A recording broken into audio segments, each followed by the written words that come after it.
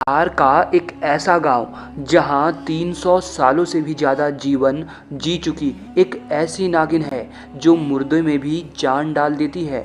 गांव वालों का तो यहाँ तक कहना है कि जो भी अपनी पूजा से इस इच्छाधारी नागिन को खुश कर दे उसकी जिंदगी हर तरह से खुशियों से छा जाती है।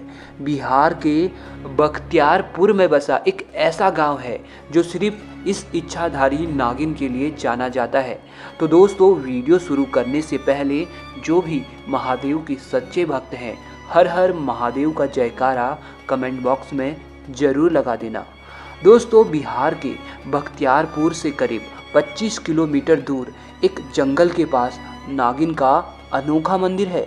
कहा जाता है इस मंदिर के नागिन में इतनी ताकत है कि यह मरे इंसान में भी जान डाल देती है। ऐसा ही चमत्कार घटा इसी गांव में रहने वाले 16 साल के राजू के साथ। राजू जब करीब 14 साल का था तब एक कारखाने में आग लग जाने के कारण उसके माता पिता की मृत्यु हो गई थी। राजू की एक छोटी बहन जो करीब 13 साल की है और एक छोटा भाई जो करीब 8 साल का है। अपने दोनों भाई बहनों के देखभाल की जिम्मेदारी राजू के ही ऊपर है। राजू की बहन अपनी माँ की तरह ही भक्ति भाव में सदैव लीन रहती है।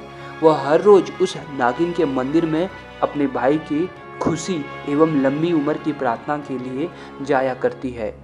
दोस्तों, कम उम्र में ही राजू एक सेठ के यहाँ कोयला खदान के कार्य में लग गया। दरअसल उस सेठ का एक मुंशी था जिसकी निगरानी में ही राजू और अन्य मजदूर खदान का काम करते थे।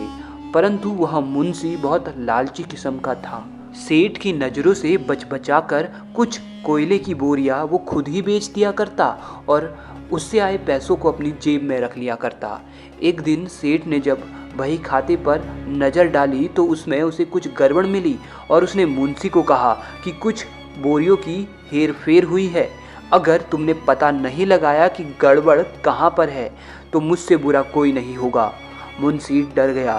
फिर उसने सोचा, अगर मैं सेठ को गुमराह कर दूं और चोरी का इल्ज़ाम किसी मजदूर पर ही लगा दूं तो मैं बच जाऊंगा। और अगले ही दिन उसने अपने 2 खास आदमियों से कहकर रातों रात कुछ कोयले की बोरियों को एक रमेश नाम के मजदूर के घर के पास रखवा दिया और अगले दिन सेठ को कहलवा दिया कि हमने चोर पकड़ लिया है। रमेश एक गरीब मजदूर था और राजू का अच्छा मित्र भी। राजू के सामने सेठ ने रमेश को बहुत मारा और नौकरी से भी निकलवा दिया, जबकि रमेश निर्दोष था और राजू भी जानता था कि उसका दोस्त निर्दोष है, परंतु उस समय वह कुछ नहीं कर सकता था।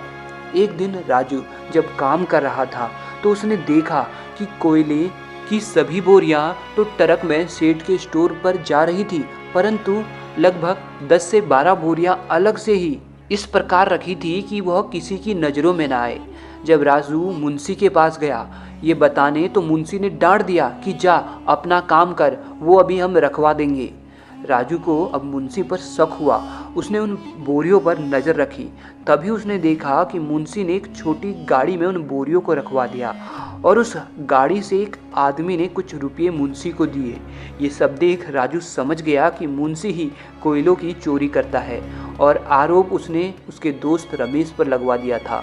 ये बात राजू ने खुद चुपचाप जाकर सेठ को बता दी और जब सेठ ने अपने खास आदमी को अगले दिन मजदूर के रूप में वहां भेजा तो उसने मुंशी का सारा हेर बदल देख लिया और उसे पकड़ लिया। सेठ ने मुंशी से कहा, आज अगर राजू ना होता तो तुम इसी तरह मुझे चुपके चुपके लूटते रहते, और फिर उसे पिटवा कर नौकरी से निकलवा दिया। इस तरह राजू ने रमेश का बदला तो ले लिया, परंतु उधर मुंशी ने अब राजू से बदला लेने की ठान ली। एक दिन जब राजू काम से देर शाम अपने घर लौट रहा था तो मुंशी ने अपने 2 आदमियों के साथ मिलकर राजू को तब तक पीटा जब तक कि उसके प्राण न निकल गए। अगली सुबह कुछ आदमियों ने राजू को जंगल के पास मरा देखा तो तुरंत उसकी छोटी बहन को ये खबर दी। अपने भाई की ऐसी हालत देख राजू की बहन के आंसू ना रुके। पहले माँ बाप का छिन जाने का गम, उसके बाद उसका बड़ा भाई। वे अपने बड़े भाई को लेकर नागिन के मंदिर पर जा पहुंची और प्रार्थना करते हुए बोली, मेरे माँ बाप के बाद मेरा बड़ा भाई ही मेरा सब कुछ था। हे नागिन, तुम्हारे मंदिर में मैं हर रोज प्रार्थना करने आया करती थी। अगर तुम सच में हो तो मेरे भाई को जीवन दान दो, नहीं तो मैं तुम्हारे मंदिर में अपने प्राण त्याग दूंगी। तभी आसमान में तेज बिजली कड़की और एक आवाज आई, बेटी, तुम्हारा भाई गहरी नींद में था, उसे जगाओ और घर लेकर जाओ। तभी राजू की दोनों आंखें खुलती हैं और वह अपनी बहन से बोलता है कि तुम ऐसे रो क्यों रही हो और मैं कहाँ हूँ। अपने भाई को जिंदा देख राजू की बहन खुशी से उसे गले लगा लेती है और नागिन को धन्यवाद देती है। उधर मुंशी जब किसी काम से गांव से बाहर जा रहा होता है तो रास्ते में अचानक एक बड़ा सा सांप आकर उसे डस लेता है और उसकी तुरंत मृत्यु हो जाती है।